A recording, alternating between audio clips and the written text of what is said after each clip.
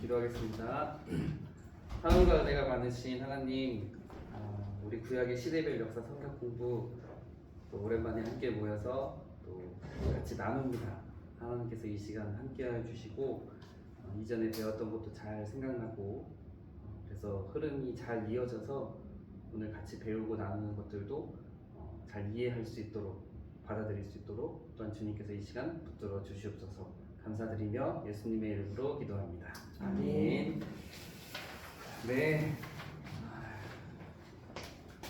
오랜만에 배우니까 이게 참 그래요, 그렇죠? 매주 이렇게 해야 되는데 이게 한 번 쉴 때마다 저도 약간 감을 좀 잃는 느낌도 살짝 들기도 하고 아마 이제 학습하시는 분들도 조금 이게 긴가민가 하는 부분들이 아마 생기지 않을까 싶습니다. 벌써 퍼즐을 이게 일찍 오셔가지고 한바탕 하셨지만 지금 원래 퍼즐 시간이니까 우리 한진 집사님 혼자 다음에도 될까요? 다음에도 될까요? 네. 그럼 넘어갈까요? 퍼즐 오늘? 네. 오늘 잘하시니까 퍼즐을 좀 넘어가 보겠습니다. 오늘.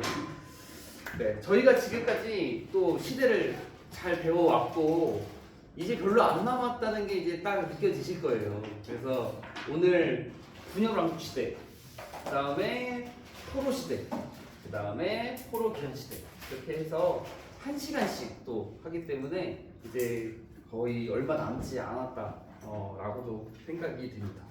제가 초반부에 한번 말씀드렸던 것처럼 이스라엘의 역사로 기록된 이 성경에 참 그 아이러니한 것 중에 한 가지는 현대로 올수록 우리는 이제 점점 기록이 더 많아지잖아요. 현대로 올수록 과거에서 현대로 올수록 문명이 발전하면서 이제 그 기록들이 점점 많아지는 게 되게 자연스럽고 일반적인데 이 이스라엘의 역사라고 할 수 있는 이 성경만큼은 저 과거의 역사가 훨씬 더 길고 이 포로 시대, 포로 귀환 시대는 아무래도 이제 그 주권을 잃어버린 그래서 나라가 망하고 또 바벨론으로 포로로 끌려가고 그러다 보니까 그때의 역사들은 매우 짧게 기록이 되어져 있습니다.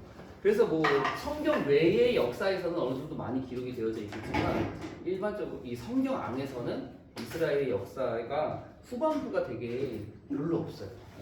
그래서 제일 그 남유다가 참 재밌는 게 뭐냐면 남유다가 멸망한 이후에 그 역사, 남유다가 멸망한 이후에 유대 땅에 있는 유대 땅에서 어떤 일이 벌어졌는가 하는 그 역사가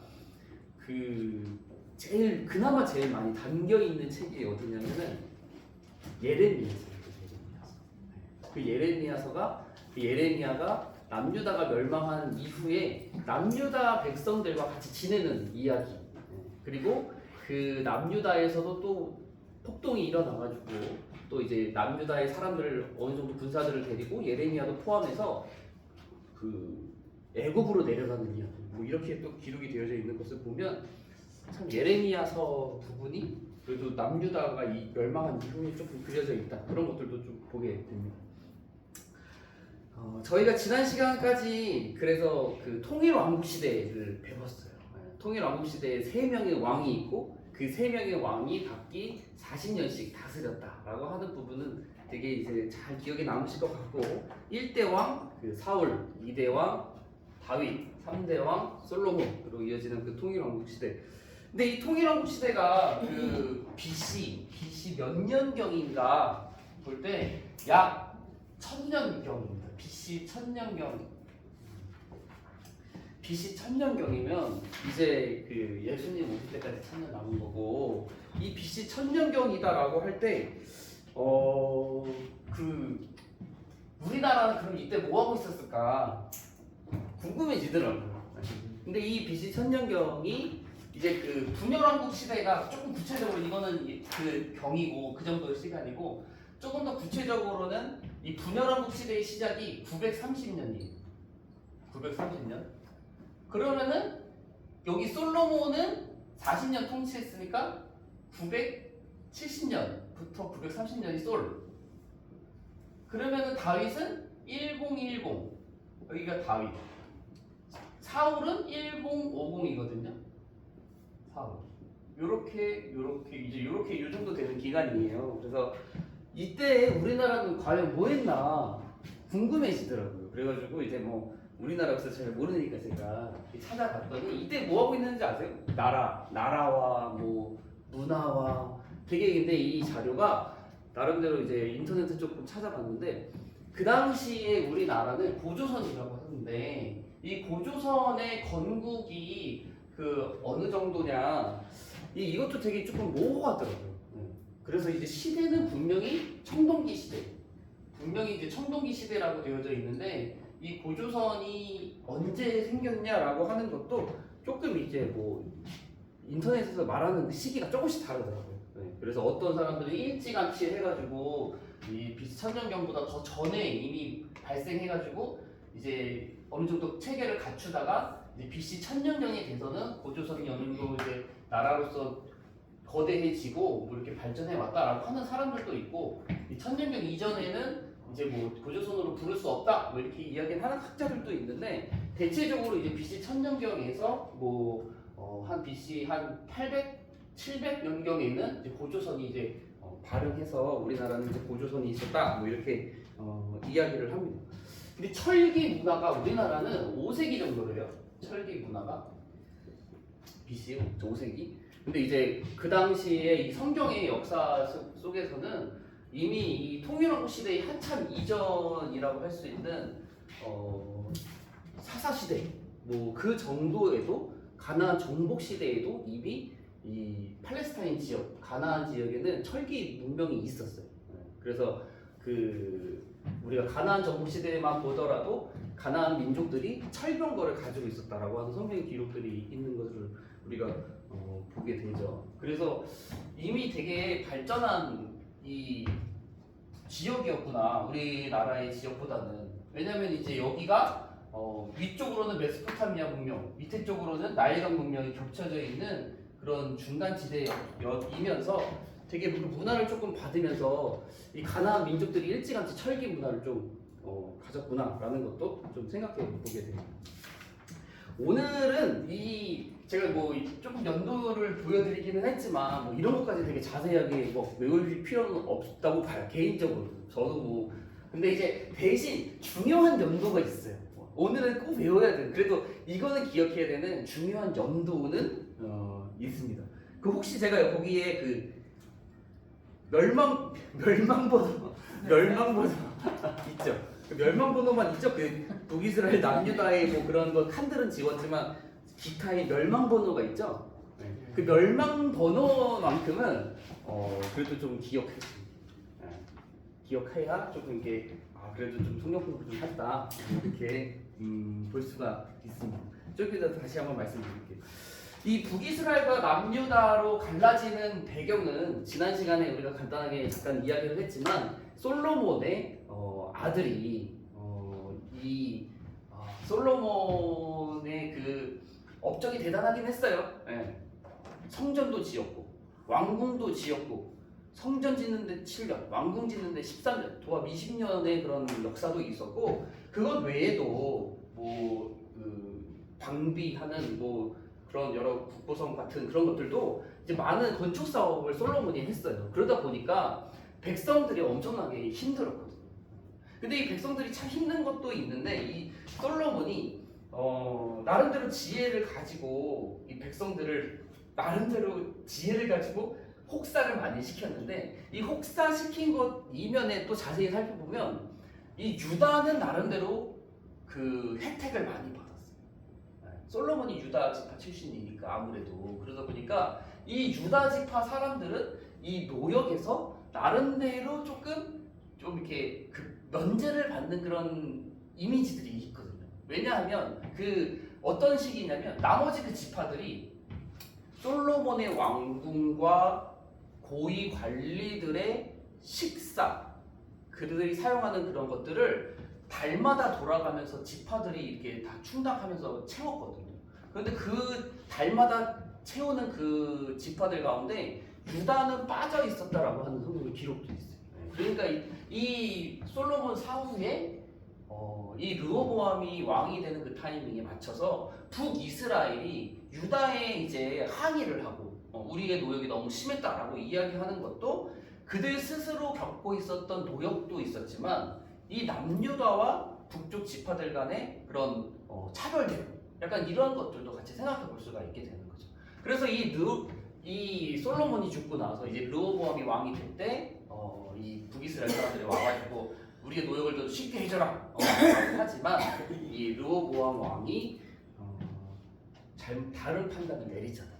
그래서 이제 솔로몬 우리 아버지가 너네들을 채찍으로 징계했다면 나는 정갈 채찍으로 징계하겠다. 같이 자란 그 신하들의 이야기를 듣고 젊은 신하들의 이야기를 듣고 그렇게 이야기해서 북이스라엘 쪽에 있는 사람들이 이제 우리가 너희와 유업을 나눌 게 없다라고 하면서 이제 북이스라엘 사람들이 위로 올라가고 남유다 사람들은 밑에를 다스리게 되죠. 근데 자연스럽게 이 유다 안에 기억이 나세요? 혹시 그 유다 지파 안에 그 유다 지파 내부의 땅덩어리를 받은 지파가 있어요.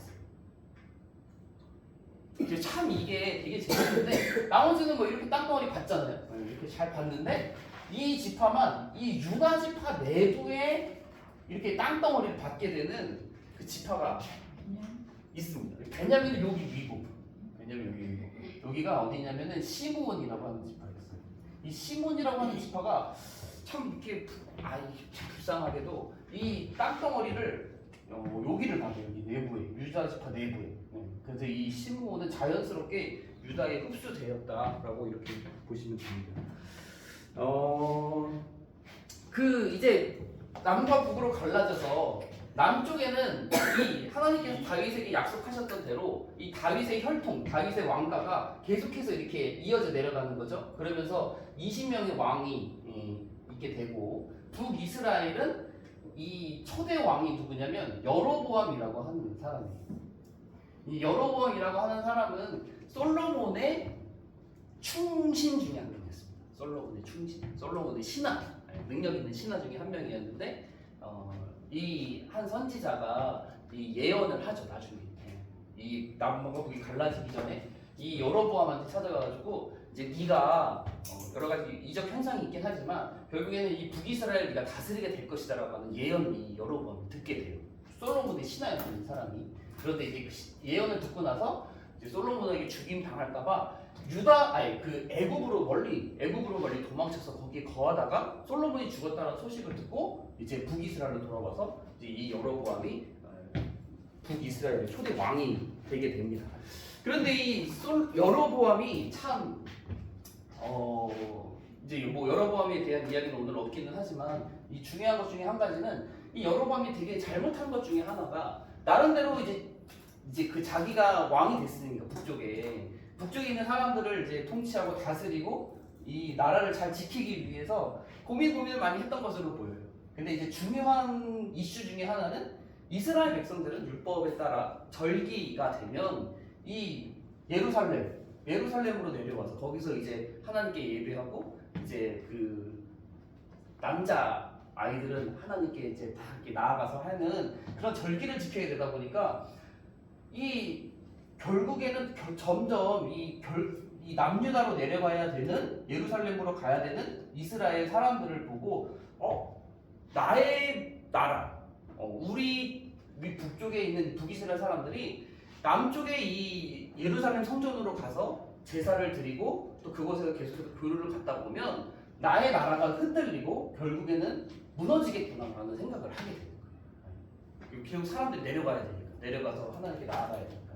그래서 이 여로보암이 나름대로 꾀를 낸 게 뭐냐면 금송아지를 만들어서 너네들 예루살렘으로 남유다로까지 내려갈 필요 없다.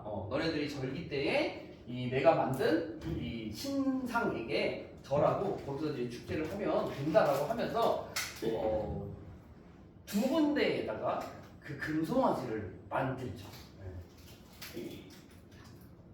거기가 어디죠? 하나는 단입니다. 최북단의 그 단. 여기 그 단지파 이 단 베델과 단에다가 이제 이 금송아지를 만들면서 야 너네들 내려가지 마. 예루살렘까지 내려갈 필요 없고 베델과 단에서 이제 너네들 예배 드리면 돼라고 하면서 이스라엘 백성들을 이제 붙잡아 두는 거죠. 그래서 결국 이제 이 금성화지 숭배 또는 이런 우상 숭배에 대한 부분들이 더 심해집니다. 근데 이 여로보암이 참 그 오명을 가지고 있어요. 그래서 북이스라엘의 악한 왕들이 역대로 이제 여기는 북이스라엘 19명의 왕이 계속해서 나오거든요. 멸망할 때까지. 근데 이 19명의 그 대체적으로 다 악한데 이 뭐라고 하냐면 이 악한 왕을 표현할 때 이 왕이 여로보암의 길로 갔다.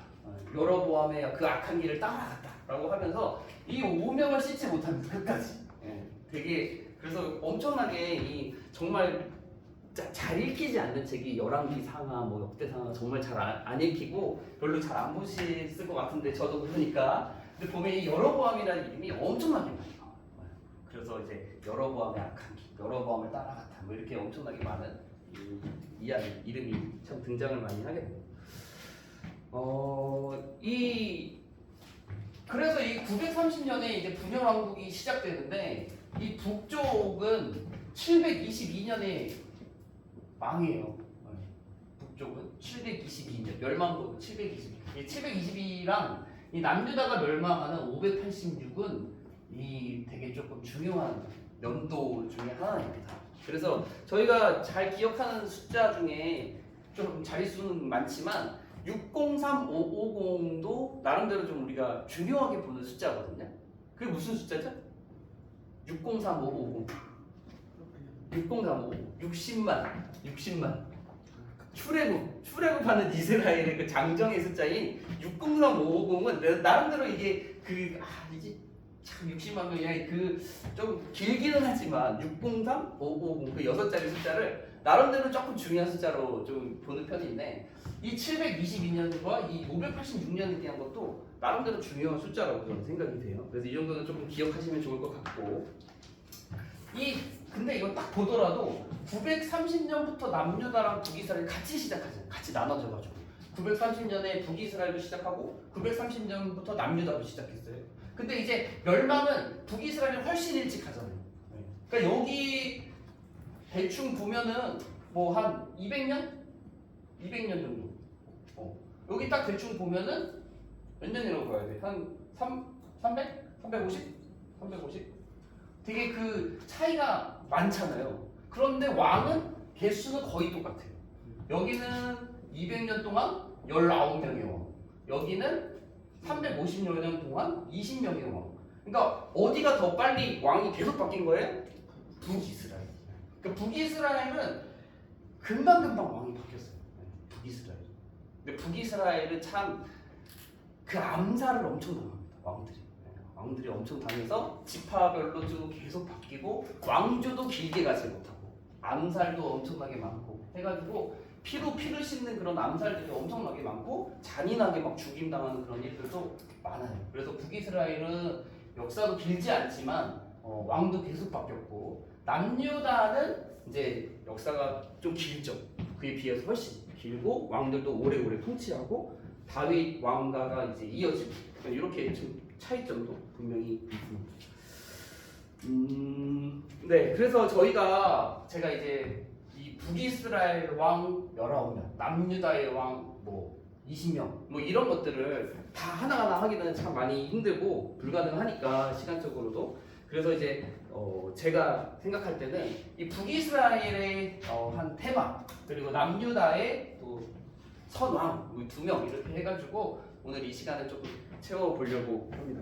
그래서 북이스라엘을 생각해 보면 북이스라엘에는 악한 왕들이 되는 거예요. 그냥 다 나쁜 놈이라고 생각하시면 돼요. 그런데 그 중에서도 최악의 왕이다라고 평가받는 왕이 바로 이제 아합이라고 하는 왕입니다. 아합은 아마 많이들 잘 아시리라 생각이 되고 친숙한 이름이리라 생각이 됩니다. 오늘은 그 아합 왕에 대한 이야기 그리고 이 아합 왕 참 이 재미있는 것 중에 한 가지는 뭐냐면 최악의 왕인 이 아합이 있는 시절에 최선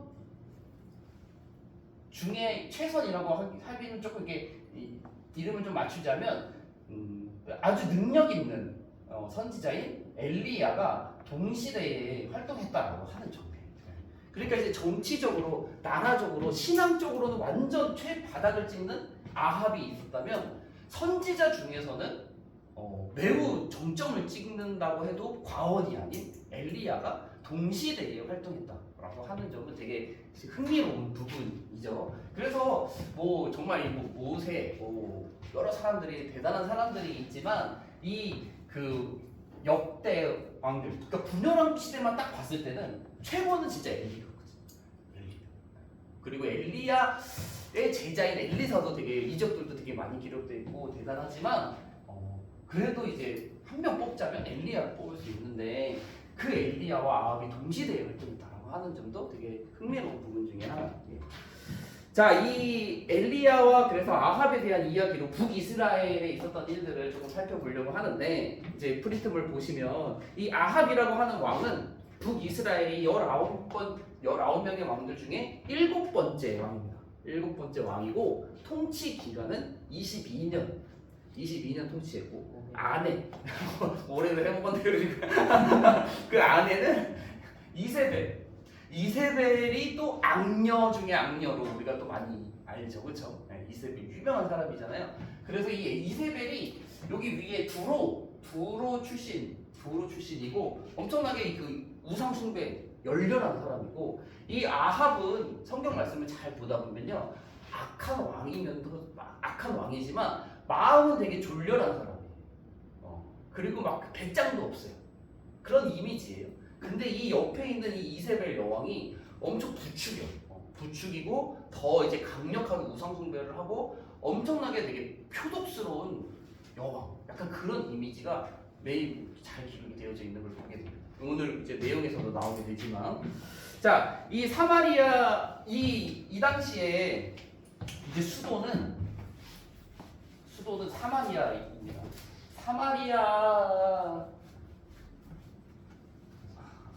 사마리아는 대충 그냥 이쯤에 있다고 보시면 돼요. 사마리아가 그 당시에는 수도였고 북이스라엘 수도였고 이 사마리아 왕궁에 아합이 이제 있을 때 엘리야가 찾아와서 가뭄이 시작될 것이다라는 예언을 하면서 둘의 첫 조우가 있어요. 가뭄이 시작될 것이다. 하나님께서 가뭄을 주실 것이다. 수년 동안. 그러면서 이 엘리야는 어디로 피신을 하게 되냐면 그리치네라고 하는 곳으로 갔는데 그리시네는 한 이 정도의 여기 요단강 상류 지역에 요즘에 있는 곳이더라고요.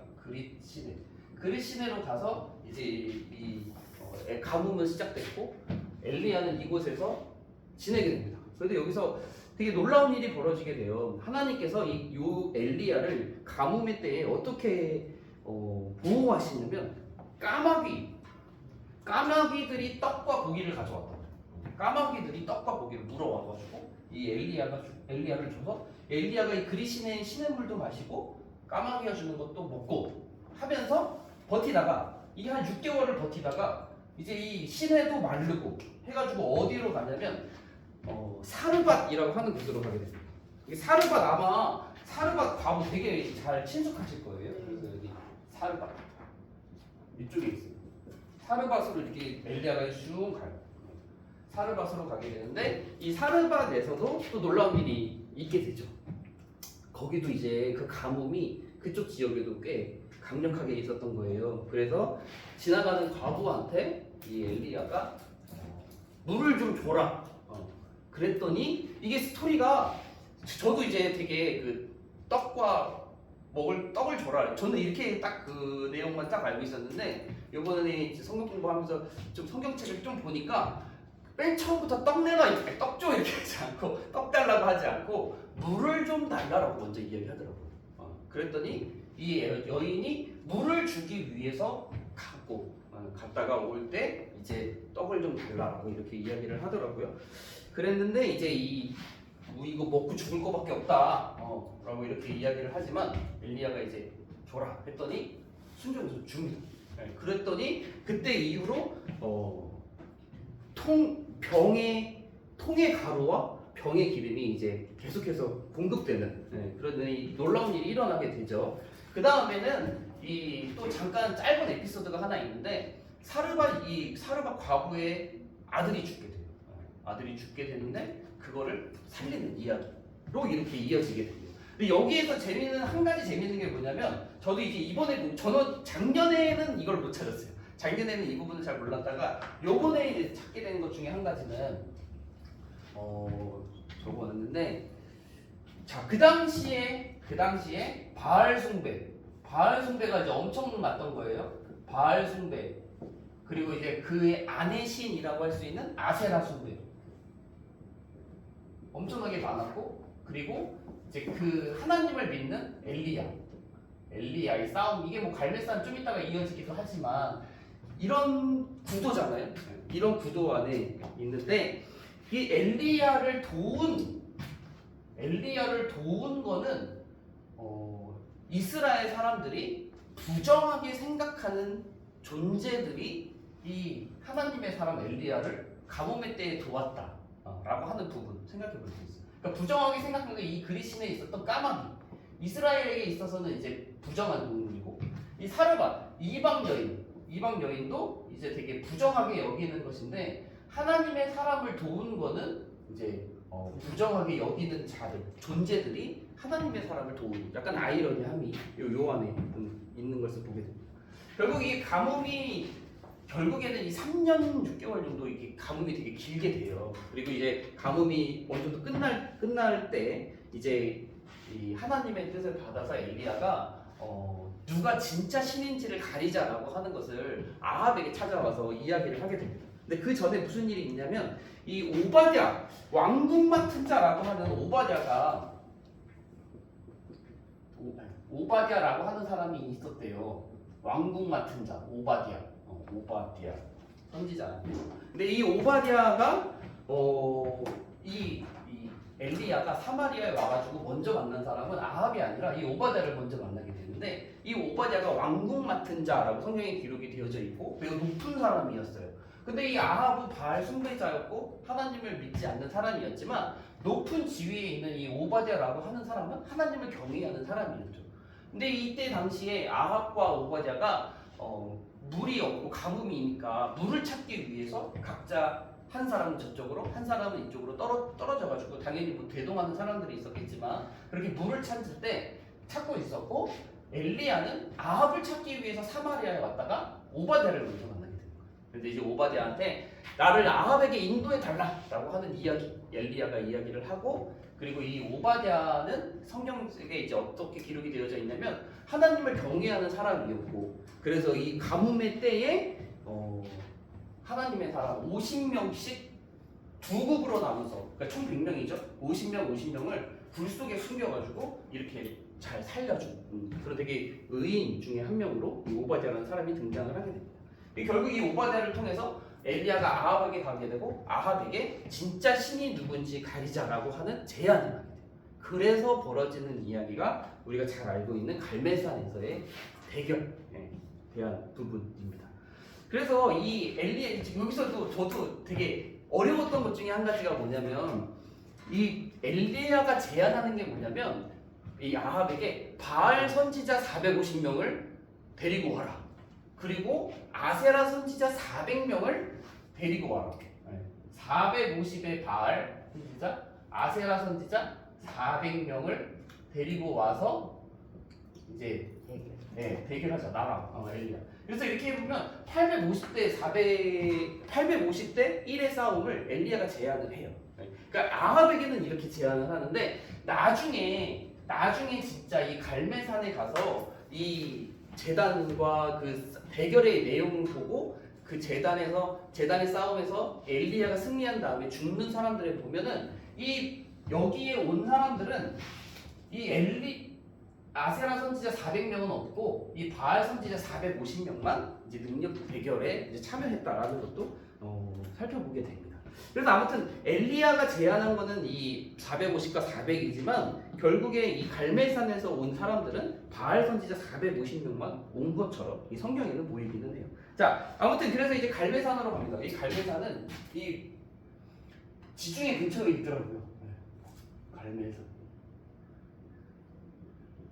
지중해 쪽에 있는 갈멜산으로 가서 이제 합니다. 근데 참 재밌는 게 뭐냐면 우리 성도님들 이 부분 참 잘 아시겠지만 엘리야가 먼저 바알 선지자들한테 너네가 먼저 뭐 바알을 불러라. 그래서 비를 내리게 해라. 지금 가뭄의 때니까 비를 내리게 해라. 라고 이렇게 먼저 제안을 해요. 네. 그래서 이제 바알 선지자가 이 바알을 깨우기 위해서 이제 그들 나름대로는 바알 신이 자고 있는 상태예요. 느긋하게, 평화롭게. 그런데 자기들이 열심히 기도하고 부르짖고 하면 바알이 그 소리를 듣고 짜증스러운 모습일지라도 깨서 자신들의 기도를 들어준다라는 그런 믿음을 가지고 있는 사람들이거든요. 자, 그래서 이 450명의 바알 선지자가 아침부터 이제 기도하기 시작하는 거예요. 기도하기 시작해요. 그런데 정오가 됐는데, 점심이 됐는데도 아무런 변화가 없죠. 그랬더니 이제 이 참 재밌는 게 성경 말씀 보시면 알겠지만 엘리야가 되게 비아냥거려요. 엄청 비아냥거려요. 네, 조는 게 아니냐. 니네 그 바알신이 지금 조는 게 아니냐. 더 크게 불러라. 뭐 이렇게 하면서 엄청 이제 비아냥거리는 되게 그런 부분이 있고. 그랬더니 이 바알 선지자들이 자해를 하기 시작해요. 자해를. 피를 막 칼로 찌르고 막 피를 내고 막 엄청나게 소리를 빽빽 질러대면서 자해하는 것까지 나와요. 그러니까 이 당시에 이 바알 숭배자들, 그러니까 우상의 대체적인 모습이 뭐냐면 그 당시에 그 우상들은 사람과 같은 성정을 가지고 있다라고 생각을 많이 했어요. 그래서 내가 되게 자극적인 행위를 하고 자극적인 거를 보면 관심을 가지고 그래서 이제 찾아온다라는 믿음을 가지고 있었거든요. 그래서 이 우상의 신전들에 되게 이 성행위가 많았던 이유도 그것과 되게 연결되는 거예요. 그래서 아무튼 자해도 하고 막 난잡한 짓을 다 하는데 그래도 결국에는 이제 없었죠. 그래서 이 성경 말씀에 이 저녁이 되어서라고 이렇게 되어져 있는데 사실 그 저녁은 오후 3시 정도를 이야기한다고 하더라고요. 그래서 그때 이제 엘리야가 드디어 나섭니다. 그래서 엘리야가 한 건 뭐냐면 별거 없어요. 기도 준비를 하는데 기도 준비가 어떻게 기록이 좀 나름대로 장황하게 기록이 되어져 있는데 그 기도 준비에는 제단을 수축했다라고 하는 거, 송아지에 각을 떠서 그 위에 올려놨다, 물을 부었다. 이 물을 12통을 붓거든요. 결국에는 이 물을 이 제단에다 막 부어요. 엄청나게 부어요. 물 그때 엄청 귀했을 텐데 근데 바닷물 가졌을지도 모르지만 아무튼 그 물을 제단에 막 엄청 붓습니다. 그러니까 이 물을 제단에 붓는 행위를 이제 조금 이렇게 이해를 하자면 불을 내려달라고 하는 것 중에 불을 내려달라는 기도인데 그 불이 엄청나게 있으면 그 불이 붙는 게 정말 이제 상상할 수 없게 되게 힘든 일이 되잖아요. 그러니까 하나님의 능력을 이제 더 크게 보여주기 위해서 이제 물을 부었다라고 이렇게 보는 부분들도 있습니다. 결국에는 제단 수축하고 송아지 각 떠놓고 물을 엄청 부은 다음에 이제 엘리야가 기도를 하죠. 그랬더니 하늘로부터 여호와의 불이 임해서 이 송아지와 이 제단과 이 그 물까지 확 훑으면서 엄청나게 놀라운 일이 벌어지게 되죠. 그때 이 백성들이 엄청나게 모여 있었어요. 그래서 엘리야가 백성들에게 바알 선지자들을 다 죽여요. 그래가지고 이 바알 선지자들이 기손시대라고 하는 곳에 되게 가까이에 있더라고요. 그 기손시내에서 바알 선지자들이 다 목을 베가지고 다 죽이게 되는 일로 이어지게 됩니다.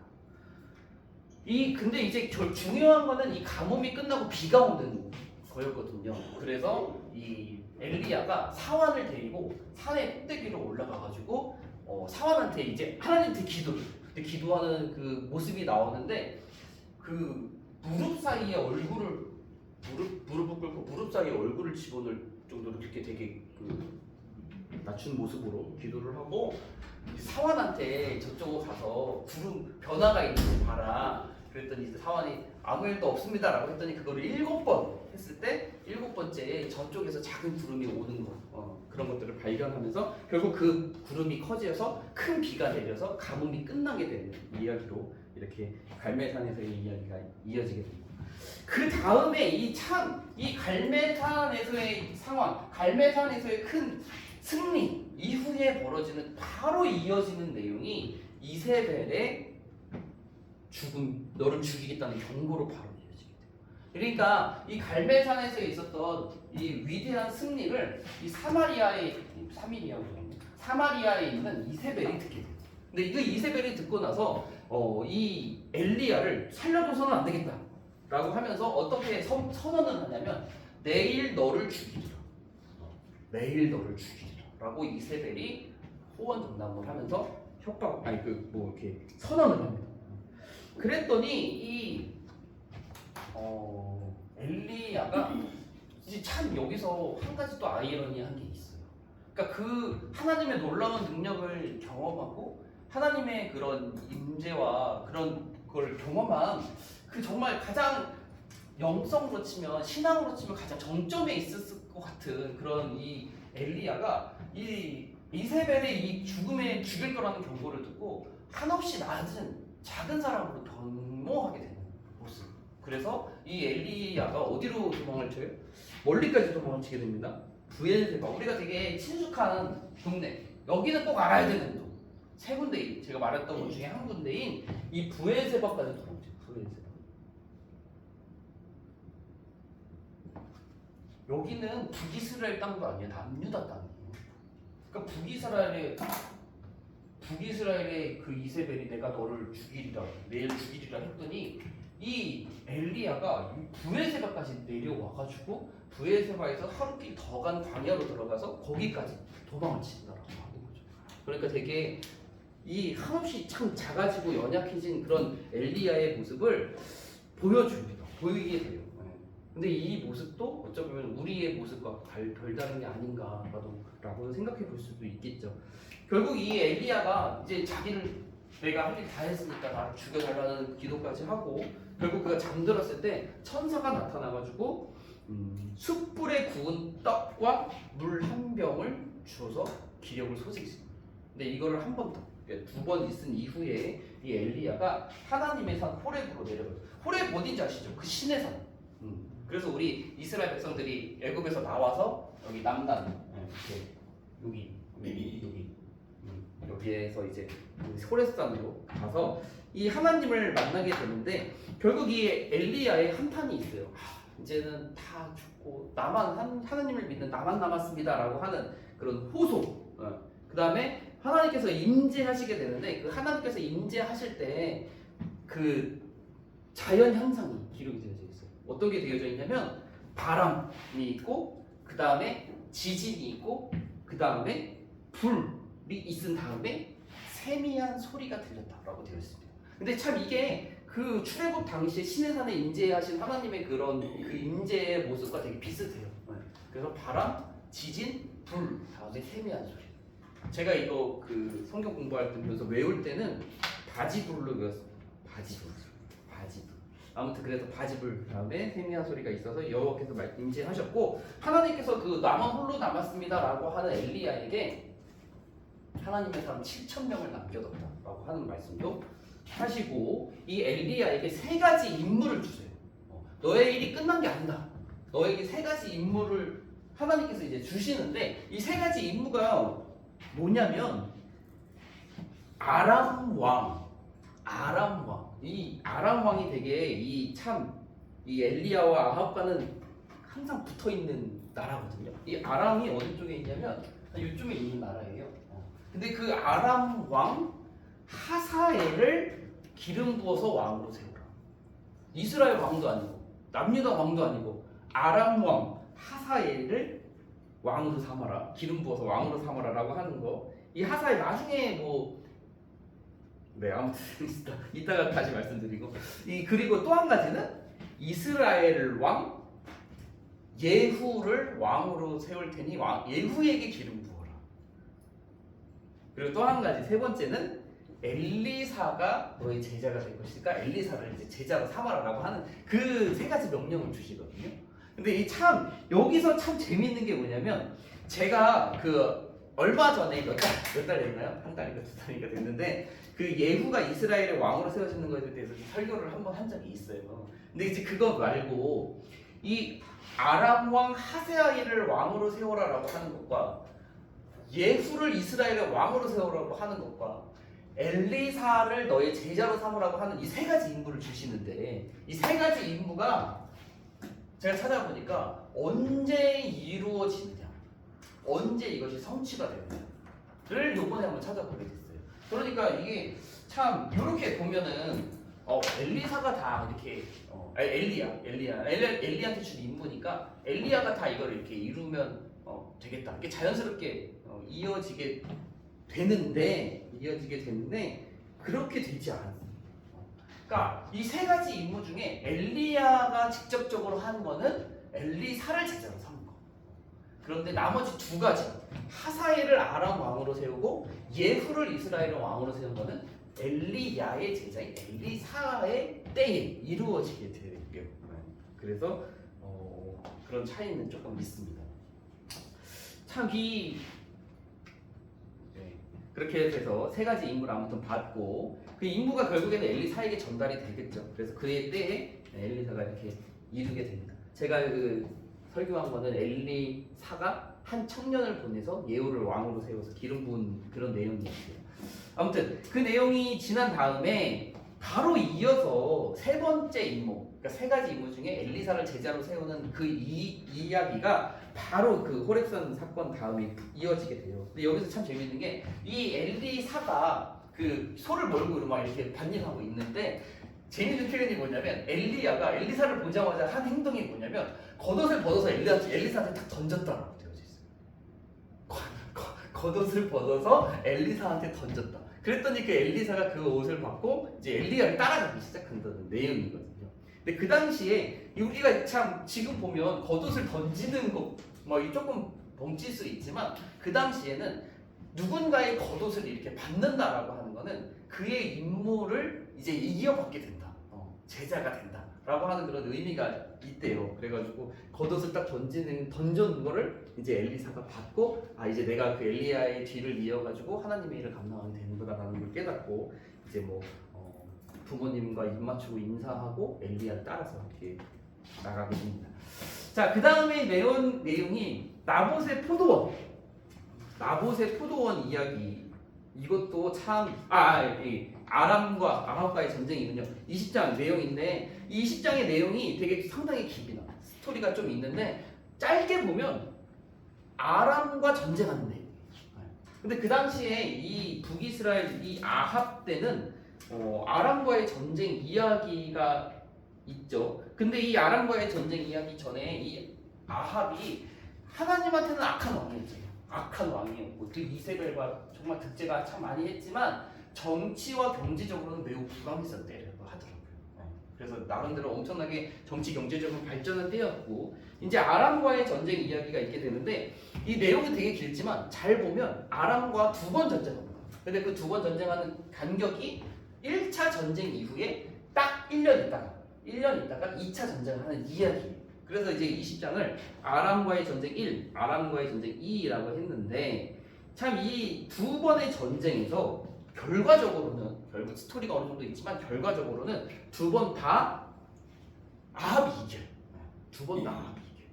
되게 그 아합은 맨 처음에 되게 쫄아요. 걱정하고 근심하고 뭐 그 아람이 바치라는 곡물 바쳐야겠죠. 뭐 이러면서 신하들과 이야기하지만 한 선지자, 이름 없는 한 선지자가 등장해서 이길 것이다라고는 예언과 뭐 이렇게 되면서 첫 번째 전쟁도 이기고 1년 있다가 아람이 또 쳐들어와가지고 전쟁을 하지만 결국 거기서도 이기게 됩니다. 두 번을 다 이기게 돼요. 그런데 이게 21장으로 이어지면서 이 아람과의 전쟁에서 두 번 승리한 북이스라엘이 더 호화롭고 방탕한 삶을 아합으로 하여금 살게 했다라는 스토리로 이어지게 되면 자연스럽게 21장이 이해가 됩니다. 근데 21장 내용이 이 나봇의 포도원이 무엇이냐면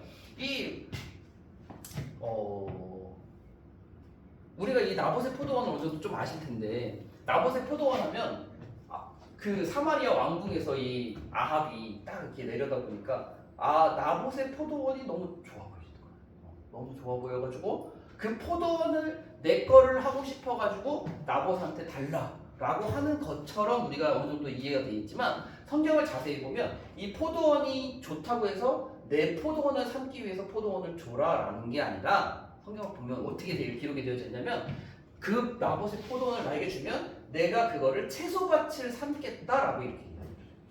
그러니까 포도원이 좋으니까 내 포도원 할래. 내가 포도원 내가 갖고 와서 내가 얻을래 이게 아니라 그 포도원을 주면 채소밭 내가 그 포도원 주면 채소밭을 삼으려고 하니 그 포도원을 나한테 줘라 라고 이렇게 이야기를 하고 있는 거거든요. 근데 이 채소밭 하면 이 되게 뭐 무 심고 깻잎 심어가지고 고기 구워 먹을 때 쓰려고 약간 이렇게 채소밭 느낌이 들지만 원어적으로 보면 이 채소랑 밭이랑 이 조금 의미가 조금 있다고 하더라고요. 이게 무엇이냐 제가 찾아봤더니 이 채소라고 하는 것은 녹색 막 그 푸른 그런 이미지가 있고 이 밭이라고 하는 거는 정원의 그런 이미지가 있대요. 그래가지고 이 채소밭을 삼겠다라고 하는 거는 녹색 푸른 정원으로 자기가 하고 싶었겠다. 그러니까 어떤 학자들은 이걸 보고 어떻게 이야기를 하냐면 이 아람과의 전쟁에서 되게 불강해지고 호화로워지고 더 이렇게 힘이 떵떵거린 이 아합이 자기의 성 주변에 정원들을 늘려가는 거예요. 정원들을 늘려갔는데 이 나봇의 포도원이 그거를 뭐 막고 있고 그래서 그걸 주면 내가 채소밭 더 정원을 더 넓게 꾸미고 싶다라고 이렇게 해석하는 학자들도 있습니다. 게다가 이 푸른 정원에서는 대체적으로 그 우상 숭배지로서의 역할도 하기도 했대요. 푸른 정원. 그래서 약간 이렇게 그 아람과의 전쟁에서 이어서 보면 좀 이렇게 해석해서 보면 조금 자유롭게 자연스럽게 이어지는 거죠. 근데 이 나봇이 안 주잖아요. 줄 수 없다. 조상 쪽부터 내려온 이 땅, 이 유거를 당신 줄 수 없다. 왕이지만 줄 수 없다라고 이야기를 합니다. 근데 되게 나봇이 되게 그 율법에 대해서 잘 알고 있는 거죠. 분명히 그 신앙을 지켜 나아가는 거죠. 하나님께서 주신 그 땅을 토지를 할 수가 없잖아요. 그런데 그러니까 이야기를 듣고 이 아합이 그 졸렬한 사람이라는 게 여기서 좀 한번 등장하거든요. 식음을 전폐하고 알아두어요. 삐져가서 알아듣는 이야기. 근데 이걸 누가 봐요? 이세벨이 그걸 봐요. 왜 근심하고 있냐? 무슨 일이냐 했더니 이거 이야기했더니 나한테 좋은 꾀가 있다. 당신은 그냥 가만히 있어. 내가 알아서 처리할게. 해가지고 어떻게 해서 뺐죠? 그렇죠. 누명을 신죠. 그래서 사람을 매수해가지고 이 나봇이 왕과 하나님을 욕했다, 저주했다 라는 누명을 거짓 증인들을 세워가지고 누명을 씌워서 결국에는 나봇이 죽게 되고 그 나봇의 땅, 그 포도원을 아합이 차지하게 되는 이야기로 이어지게 됩니다. 근데 이제 여기서 이제 엘리야의 그 저주가 이제 아합과 이세벨에게 있게 됩니다. 그래서 개들이 나봇의 피를 핥은 곳에서 네 피도 핥게 될 것이다. 개들이 나봇의 피를 핥은 곳에서 내 피도 핥을 것이다 라고 하고, 그리고 이세벨에게는 개들이 이세벨을 먹을 것이다 라고 얘기합니다. 근데 이게 어떻게 이어지는지는 22장에서 이게 결국에는 예언이 성취가 되는 것을 보게 되죠. 22장 가면 바로 다음 장인데 22장 가면 이제 이 3차 전쟁이 있어요. 아람과 아합 간의 3차 전쟁. 근데 여기서 이제 결국 이 주제에도 적혀 있지만 아합이 결국에는 죽게 되거든요. 자, 이 남유다와 함께 전쟁을 하게 돼요. 참 이게 이 역사적으로는 나름대로 좀 이렇게 복잡합니다. 복잡한 게 뭐냐면 성경에 나오지 않은데 이제 학자들이 이제 그 성경의 스토리를 어느 정도 이제 맞춰보면 이 2차 전쟁을 하게 되면서 이 전에 있었던 2차 전쟁에서 이스라엘이 아합이 승리하게 되면서 성경을 재구성하는 거예요. 스토리를, 성경 이야기를 통해서 길르앗 라못이라고 하는 곳이 있어요. 이 길르앗 라못의 이 땅이 원래 유다 땅이었는데 이 아람이 밑을 점령해가지고 길르앗 라못을 점거했고, 근데 2차 전쟁에서 유다가 아벡이라는 곳에서 전쟁에서 승리하면서 이 길르앗 라못을 유다한테 주기로 했는데 이 아람이 길르앗 라못을 주지 않고 자기네 땅인 것처럼 지금 계속해서 하고 있는 상황. 그러다 보니까 3차 전쟁 때 이제 이 길르앗 라못을 탈환하기 위해서 이제 이 북이스라엘 전쟁을 아람과 하는 내용이거든요. 그런데 이제 그 북이스라엘 왕 아합이 이 전쟁에서 이제 혼자 가기 좀 뻘쭘하고 걱정되고 염려가 되니까 남유다 왕을 데린 거예요. 남유다 왕. 근데 이 아합과 그 당시에 남유다 왕 여호사밧이었는데 이 왕과 그 사돈지간인가 약간 그렇게 되어져 있어요. 그래서 남유다 왕한테 같이 전쟁에 나갑시다라고 해가지고 같이 전쟁에 나가는 이야기. 아마 좀 어느 정도 잘 아시리라 생각이 듭니다. 근데 이때 전쟁 나가기 전에 선지자들을 불러다가 우리가 이 길르앗 라못에 가서 이 아람과의 전쟁하면 이기겠느냐라고 이렇게 막 물어보는 내용이 있어요. 그랬더니 왕궁에 있는 선지자들이 하나같이 왕이시여 가십시오. 전쟁에서 반드시 이기게 될 것입니다. 전쟁에서 승리하고 돌아오실 것입니다. 라고 선지자들이 왕궁 선지자들이 이야기해요. 그 당시에 왕궁에 있는 선지자들은 정치적으로 잘못된 선지자들이에요. 정치적으로. 그래서 정치적으로 물들어서 이제 왕이 되게 좋아 보이는 말만 하는 그런 거짓 선지자들이었던 걸로 보이고, 그런데 이제 이 여호사밧이 뭐라고 하냐면 다른 선지자가 없습니까? 그랬더니 이제 미가야라고 하는 선지자가 있는데 이 선지자는 맨날 나한테 이상한 말만 하고 뭐 좋은 말을 한번도 해주지 않는다. 들어볼 필요도 없다. 막 그랬더니 그 여호사밧 왕이 남유다 여호사밧 왕이 미가 선지자 불러서 들어봅시다 했는데 미가야가 뭐라고 얘기하냐면 왕이시여 전쟁에 나가서 이깁니다 이렇게 이야기를 하는 거예요. 그랬더니 아합이 이상한 거죠. 너 맨날 나한테 잘못된 말만 하다가 너 지금 왜 나한테 이렇게 얘기하냐 그랬더니 실토를 하는데 결국엔 이야기를 하는데 내가 이제 환상을 봤는데 하나님의 그 나라에서 누가 아합을 꿰어서 전쟁에서 죽게 할 것이냐라고 했더니 이제 어떤 영이 이제 내가 아합을 꿰어가지고 왕궁의 선지자들의 입에 넣어가지고 아합을 결국에는 이제 전쟁터로 보내겠습니다라고 하는 그 영이 이야기를 하게 되고 실제적으로는 결국에는 여기서 죽게 될 것이다라는 것을 참 선지자인 미가야가 이야기를 합니다. 근데 왕궁 선지자의 거짓 선지자들, 그 거짓 선지자의 대표였던 시드기야라고 하는 사람이 이 미가야에게 이제 이 성경 이야기, 미가야의 뺨을 팍 때리면서 누가 하나님의 영이 나를 떠나서 너한테 간다 뭐 이렇게 이야기하는 스토리가 잠깐 또 있어요. 아무튼 결국에는 이 아합이 전쟁에 여호사밧과 같이 길르앗 라못에 가서 아람과의 전쟁을 하게 되지만 자기가 이제 쫄리니까 어떻게 해요? 병사의 옷을 입고 이 여호사밧만 왕의 옷을 입혀다가 전쟁에 나가게 되죠. 근데 이 아람과의 전쟁에서 아람이 병사들은 별로 신경 쓰지 말고 지금 북이스라엘 왕만 잡아 죽여라라고 하는 이야기가 나와요.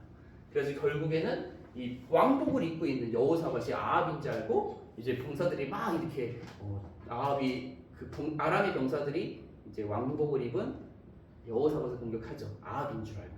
그런데 결국에는 이게 아합이 아닌 걸 알게 돼요. 근데 여기서 이 여호사밧이 소리를 되게 질렀더니 결국 그 아람 병사들이 알게 되거든요. 그래가지고 얘가 아니다라고 해가지고 여호사밧은 살아서 나무로 내려가고 살고. 근데 이제 어떤 한 병사가 무심결에 쏜 그 화살이 아합의 병사로 과장했던 그 아합의 갑옷 솔기 겨드랑이 사이로 딱 들어가가지고 그 활에 맞고 결국에는 전차에 실려가지고 사마리아로 돌아오게 되는 이야기로 이어지게 됩니다.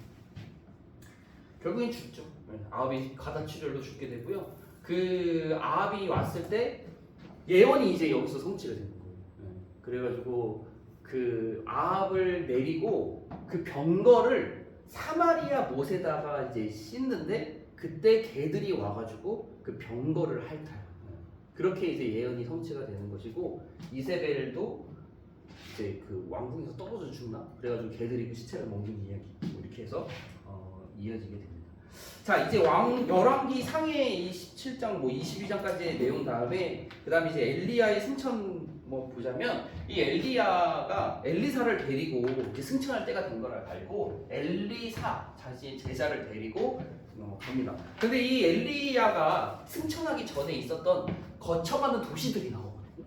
근데 이 거쳐가는 도시들이 우리가 참 이전에 나름대로 공부했던 그 도시들이 친숙한 도시들을 거쳐가요. 그래서 길갈 하면 뭐가 떠올라야 돼요? 길갈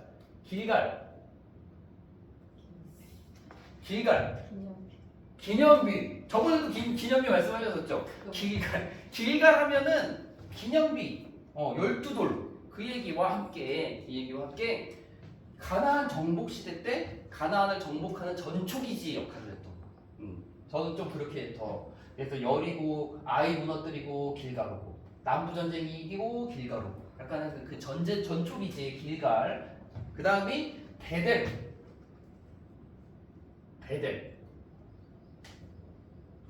베델은 이제 주요 성도시 중에 하나인 베델. 베델은 그래서 맨 처음에 등장할 때가 이제 아브라함이 가나안 땅에 딱 처음 왔을 때 제단 쌓은 곳이기도 하지만 야곱이 사닥다리를 꿈에 봤던 그 베델이죠. 참 유명하고 길벳. 그 다음이 여리고입니다. 여리고는 너무 유명하죠 우리게. 여리고 대충 뭐 여리고 길벳 여. 그 다음에 요단강으로 가서 이 요단강에서 이 엘리야가 승천하는 내용으로 이제 야합과 엘리야 북이스라엘 이야기를 마치도록 할게요. 자, 그 다음에 남유다는 이제 뭐 남유다는 선왕들이 대부분 많습니다. 선왕들이 대부분 많은데 그 중에서 세 명의 선왕이 있어요. 세 명, 삼선왕. 선왕들이 참 많은데 그 중에서도 이제 학자들이 인정하는 성경의 기록에도 그렇고 학자들도 인정하는 삼선왕이에요. 그 삼선왕 세 명의 대표적인 선왕이 누구냐면 방금 전에 등장했던 사람.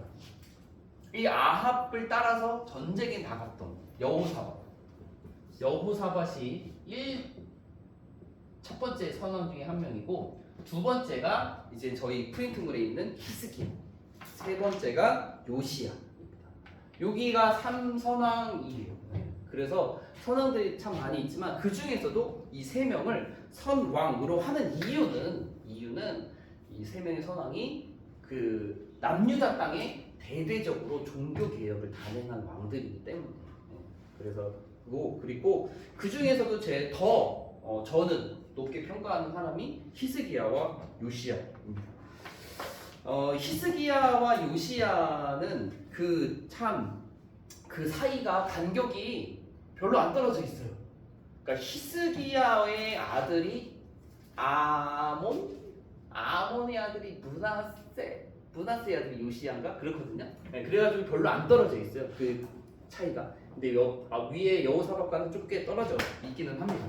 근데 히스기야 왕은 되게 우리에게 친숙한 왕이에요. 그래서 히스기야 왕에 대해서는 어느 정도 선지식이 분명히 있으리라 생각이 듭니다.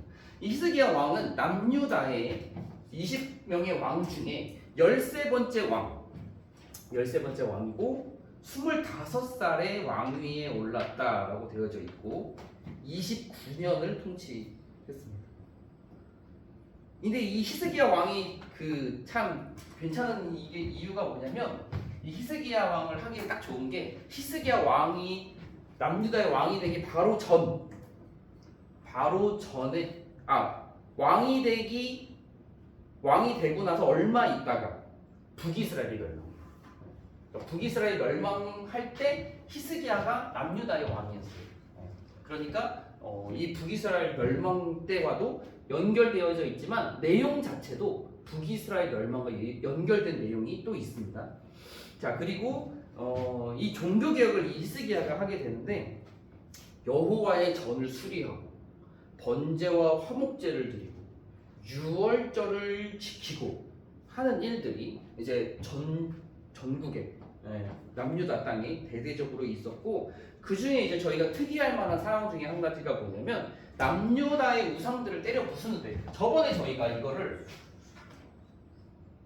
출애굽시대 2 그것도 그때 이 히스기야 왕과 이 히스기야 왕이 우상 종교 개혁을 하면서 우상을 부쉈던 이야기를 같이 한 적이 있었어요.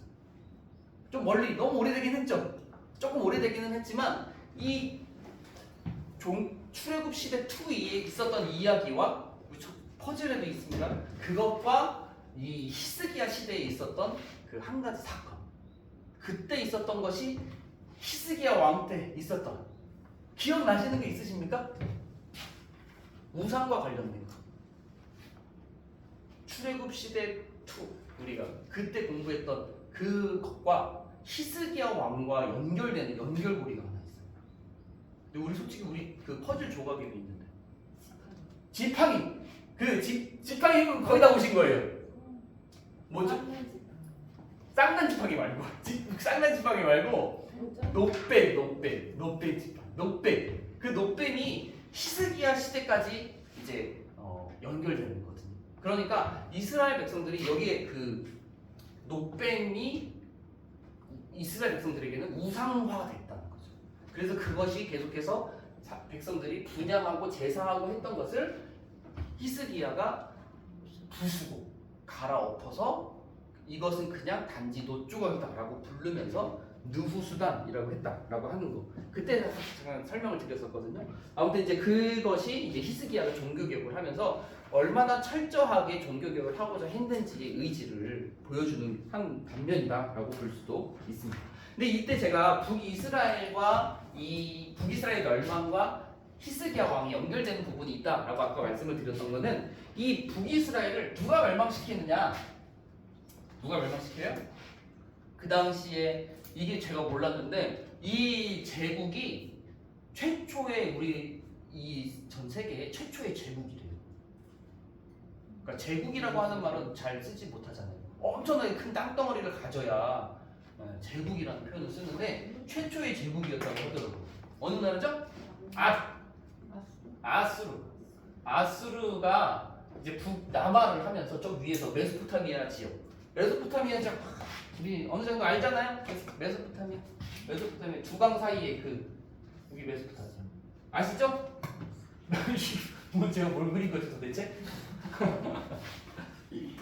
여기 제가 간단하게 이건 재밌습니까?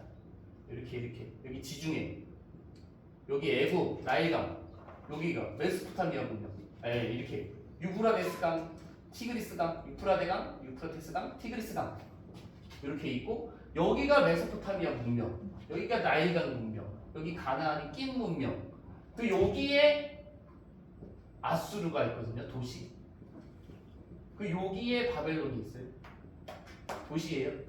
이제 이 아수르 제국이 여기서부터 발현을 하는 거예요. 아수르 북에서부터.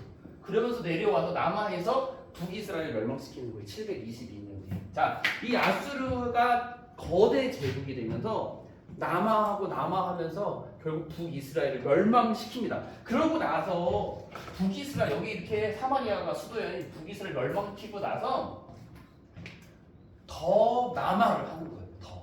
그래서 히스기야가 왕으로 있는 남유다까지 공격을 해 나가는 이야기가 히스기야서에 기록이 되어져 있습니다.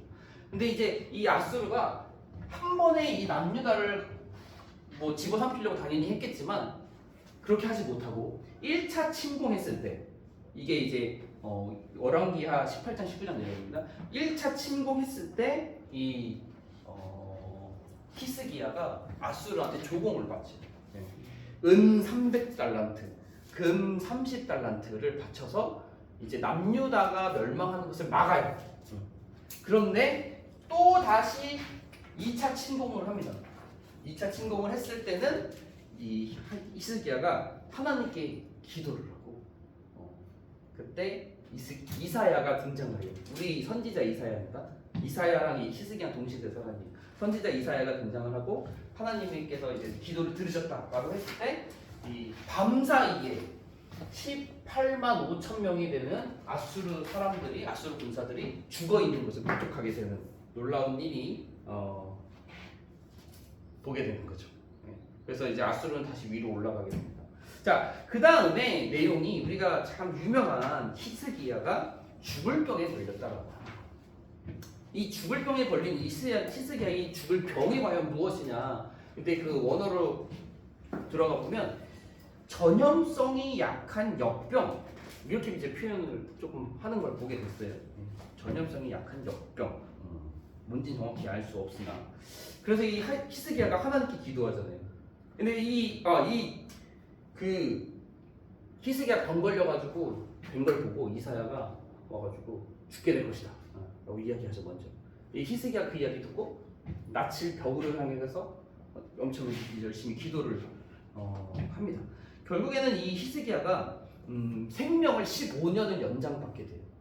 생명을 15년 연장받게 되고 이사야가 등장해가지고 무화과 뭉치를 환부에 되었더니 뭐 낫게 되는 이야기. 근데 히스기야가 이 징조를 구합니다.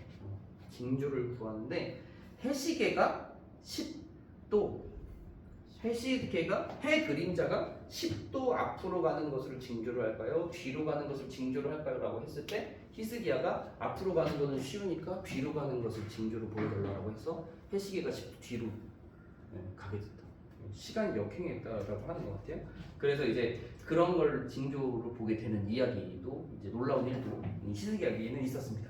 근데 이 사건이 이제 바벨론에서 온 사자의 이야기와 또 연결이 되는데 이 바벨론에서 온 사자, 바벨론에서 온 사자, 이게 약간 의미심장한 거예요. 그러니까 이 아수르 제국에 바벨론이 있는데 당연히 이 아수르 제국 안에 바벨론에 포함되어 있잖아요. 그러니까 이 바벨론은 아수르 영토 내에 있음에도 불구하고 바벨론 출신의 사람들은 이 아수르를 집어삼키기 위한 차곡차곡 준비를 하고 있었던 거예요. 그래서 이 바벨론이 이 아수르 이제 이 밖으로 나가서 이제 여기서 이제 작당 모의를 하면서 이 히스기야, 여기 있는 히스기야가 아수르가 보낸 군사를 막았잖아요. 18만 5천 명을 결국에는 죽였잖아요.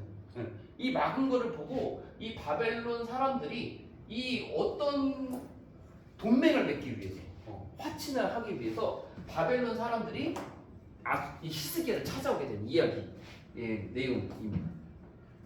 이 히스기야가 이 바벨론에서 온 사자들한테 어떻게 하냐면 왕궁과 창고 안의 모든 것을 다 보여줘요. 그들한테 보여주고 결국 이게 이사야가 또 등장해가지고 예언을 합니다. 근데 이제 결국에는 이 히스기야의 교만, 그러니까 아수르를 물리친 것에 대한 교만에 빠진 것이 결국에는 이 왕궁과 창고 안의 것을 다 보여주게 된 것으로 해석이 되고, 그래서 이 이사야의 예언으로는 왕궁의 모든 것이 다 바벨론으로 옮겨질 것이다라고 하는 예언을 합니다. 결국에는 이 바벨론이 아수르를 무너뜨리고 바벨론 제국을 건설하게 되고 결국에는 남유다가 멸망하잖아요. 그러면서 남유다의 기물들이 이사야 예언한 대로 남유다의 기물들이 다 바벨론으로 옮겨지고 그때 같이 끌려갔던 사람이 바로 다니엘이라는 사람입니다. 자, 히스기야의 이야기를 이렇게 하고 그 다음에 마지막에 있는 우리 요시야입니다. 근데 요시야 왕은요, 제가 생각할 때는 3대 선왕 중에 제일 최고봉이에요. 3대 선왕, 히스기야보다 더 저는 그렇게 평가하고, 그리고 이 요시야 다음부터는 진짜 남유다가 내리막길을 합니다.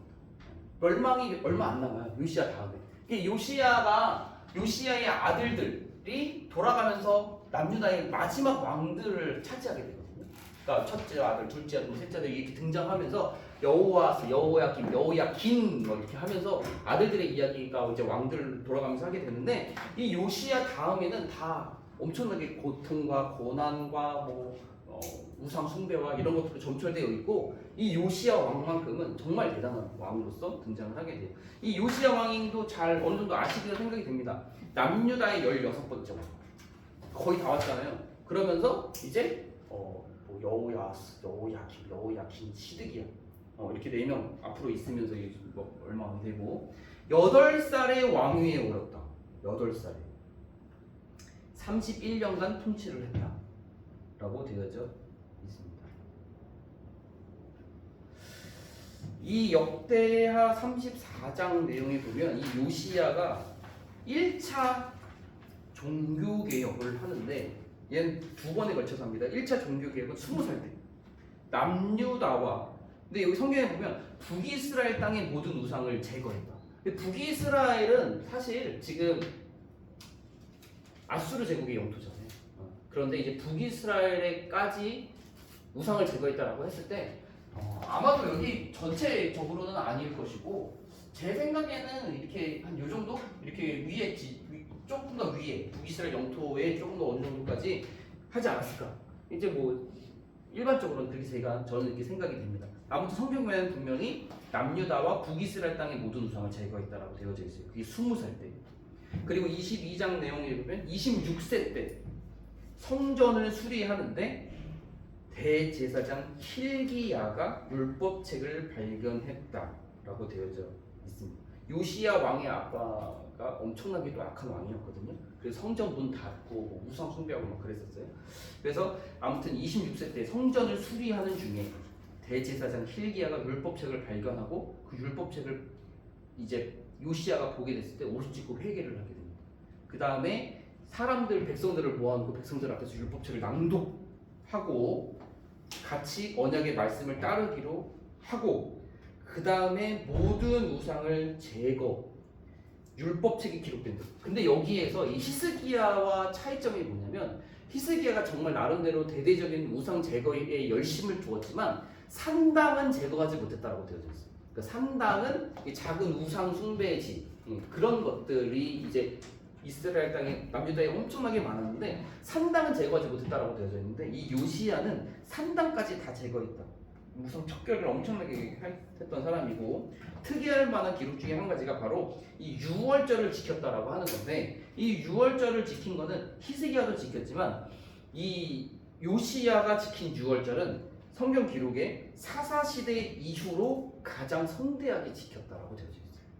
그러니까 이 유월절을 정말 전 국민적으로 이렇게 잘 성대하게 유월절을 잘 지켰다. 근데 이 아쉬운 죽음이 하나 있습니다.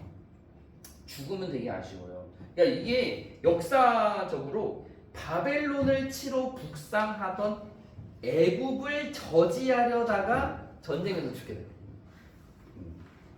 재밌어요. 여기 재밌는 부분이에요. 바벨론을 치러 북상하던 애굽을 저지하려다가 무기또 전쟁에서 죽었다. 무기또. 한 이쯤에 이렇게 아무튼 있습니다. 무기또. 자, 그런데 이 내용이 되게 재밌어요. 애굽이 저 밑에 있는 이 지도상에서는 이쪽에 있잖아요. 밑에 애굽이 바벨론을 공격하기 위해서 위에서부터 이렇게 올라가는데 이 올라가는 길에 선지자가 그랬나 누가 그랬나 이 요시야 보고 전쟁 나가지 말라고 말렸어요. 근데 이제 요시야가 전쟁에 나갔다가 이 애굽과의 전쟁에서 죽어요. 애굽과의 전쟁에서 죽고 이 북상하는 애굽은 계속 올라가가지고 결국에 바벨론과 전쟁을 하게 됩니다. 그 당시 이제 발흥하고 있는 신은 바벨론과 전쟁해서 이거를 역사적으로 이 그 거대한 전쟁을 갈그미스에서 벌어진 전쟁인데 갈그미스 전쟁이라고 하거든요. 찾아보시면 되게 자세하게 인터넷에서 찾을 수가 있습니다. 아무튼 그 전쟁 그 애굽을 저지하려다가 한순간에 이 무기또에서 되게 아쉬운 선왕이 아쉬운 게 죽게 됩니다. 결국에는 이 갈그미스 전쟁에서 아마 이 바벨론이 대승을 거둬가지고 대제국이 형성되게 되는 대제국을 이루게 되는 그런 전쟁이 된 걸로 기억해요. 아무튼 이렇게 해서 요시야의 아쉬운 죽음으로 끝나게 되고 요시야 다음의 왕들은 되게 짧게 되게 비참하게 무너져가는 나라를 지키지 못하고 결국에는 586년에 시드기야라고 하는 왕을 막 끝으로 남유다도 멸망을 하게 됩니다. 근데 이 참 멸망하게 되는 내용도 이제 다음 시간에 우리가 포로 시대를 보게 되면서 보겠지만 참 이게 조금 외우기 약간 좀 어려운 부분들이 있어요. 왜냐면 그냥 이 한 나라가 있어서 탁 망해서 끝나면 깔끔하게 이 연도만 외우거나 딱 이렇게 됐다라고 알 수 있지만 이 남유다가 멸망하는 것은 구체적으로 보면 3차 포로로 끌려가는 내용까지를 포함하거든요. 그러니까 이 멸망 직전에 1차로 침공해서 포로를 끌려가고 또 침공해서 포로로 끌려가고 결국에는 586년에 3차 포로가 끌려가면서 멸망하는 이야기로 이어지기 때문에 이 조금 연대라든가 그런 내용을 조금 더 구체적으로 보면 조금 어려운 부분은 있습니다. 근데 이 내용은 다음 시간에 조금 더 구체적으로 살펴보면서 이제 포로로 끌려가는 포로 시대 이야기 다니엘과 에스겔에 대한 이야기를 다음 시간에 같이 나누도록 하겠습니다. 수고하셨습니다. 제가 기도하고 마치겠습니다. 사랑과 은혜가 많으신 하나님, 우리 귀한 성도님들 좋은 날씨 속에 이 시간 허락하여 주셔서 함께 하나님의 말씀을 나누고 또 배우게 하심을 감사를 드립니다. 분열 왕국 시대 때 아합과 엘리야에 대해서, 그리고 남유다 쪽에서는 히스기야와 요시야에 대해서 같이 생각해보고 나눴습니다. 하나님께서 우리에게도 하나님의 말씀을 잘 따를 수 있는, 또 그 말씀대로 순종할 수 있는 그 믿음의 사람이었던 엘리야를 기억하게 하시고, 그 엘리야의 삶을 본받아서 살아갈 수 있는 저와 성도님 될 수 있도록 인도하여 주시옵소서. 다음 시간 만날 때까지 지켜주시고 인도해 주시기를 원하며 사랑이 많으신 예수 그리스도의 이름으로 기도드립니다. 아멘. 수고하셨습니다.